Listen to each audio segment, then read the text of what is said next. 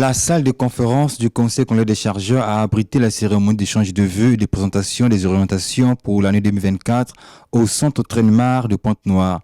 Une occasion pour le président du conseil d'administration de l'école d'excellence en logistique et transport Trenmar et les étudiants du dit centre d'échanger les vœux après une bonne année inaugurale 2022-2023. Pour le président du conseil d'administration, cette nouvelle année s'ouvre sur des perspectives qui affichent les ambitions qui corroborent la vision du chef de l'État sur la jeunesse. La création donc des centres Trenmar venait pour résoudre les attentes en formation dans les domaines des transports et de la logistique.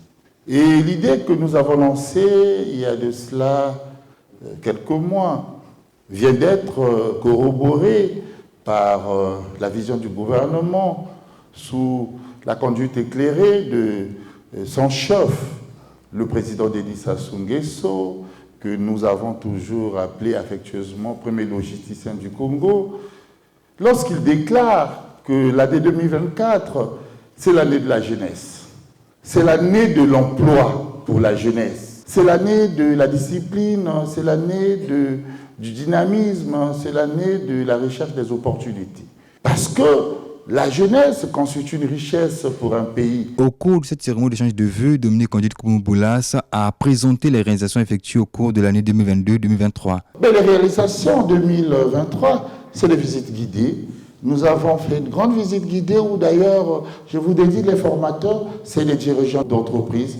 Il y a le DG d'ILOX qui a été parmi les premiers dirigeants qui ont commencé à animer les séminaires de renforcement des capacités avec des étudiants. Et nous étions en formation déjà dans le centre de formation d'ILOX. Et cela permettra aux chefs d'entreprise de commencer déjà à détecter les étudiants qu'ils pourront demain, pourquoi pas, récupérer pour le positionnement. Faisant le bilan de la marche enclenchée et de la présentation de l'agenda 2023-2024 du centre Trenmar, le président du conseil d'administration a plongé son auditoire sur les raisons qui le confortent dans ses fonctions. Quand vous regardez la politique de la diversification de notre économie, la politique du maillage du pays en infrastructure logistique, la politique finalement du développement des corridors de notre pays. Nous avons le corridor 13, nous avons le corridor 5. Vous comprenez bien que c'est déjà anticipé l'interconnexion du Congo à la sous-région. Je vais parler finalement avec le Cameroun, avec le Gabon. Et tout ceci, c'est pour nous préparer à affronter la zone de libre-échange continentale qui est la ZLCAF.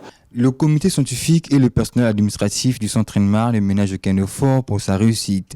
Le centre Trenmar et la société Cimerospace sont en partenariat aujourd'hui. Il est très important de former la jeunesse d'aujourd'hui. Il est très important d'avoir une formation professionnelle, en outre des fois d'une formation universitaire. La vision du centre Trenmar qui se veut non seulement une formation universitaire, mais également avec de la compétence technique, avec les apports des stages qui vont permettre aux jeunes non seulement formés en théorie, mais en pratique également. Et nous sommes un pays en voie de développement. C'est le genre de formation dont nous avons besoin pour développer notre société.